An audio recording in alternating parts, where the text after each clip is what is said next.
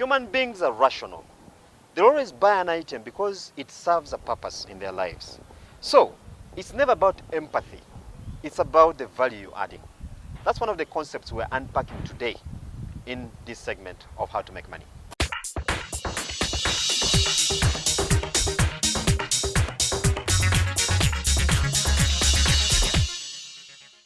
I keep simplifying the message of if anybody who has been private sector into two things. Number one, what are you selling? Whatever you are selling, is it fulfilling the expectations of the consumer?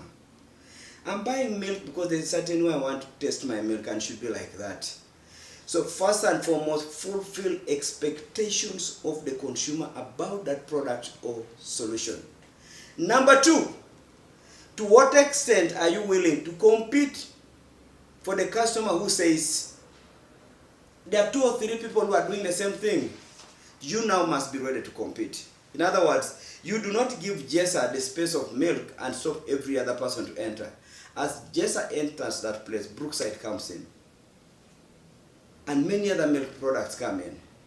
Now, as those ones come in, nobody will stop them legally or by any other means from being on the market.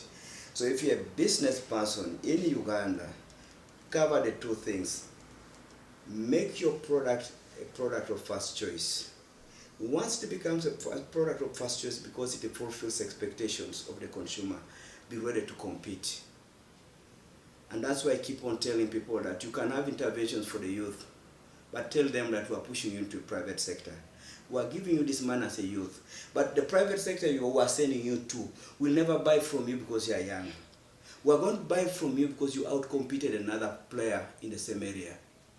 We are going to buy from you not because government gave money for women entrepreneurship. We are going to buy from you because that woman is super in terms of delivering my expectations to outcompetes any other person who comes into that space.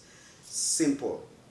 Functional solution, a competing solution, you are good, ready, and you can exist sustainably.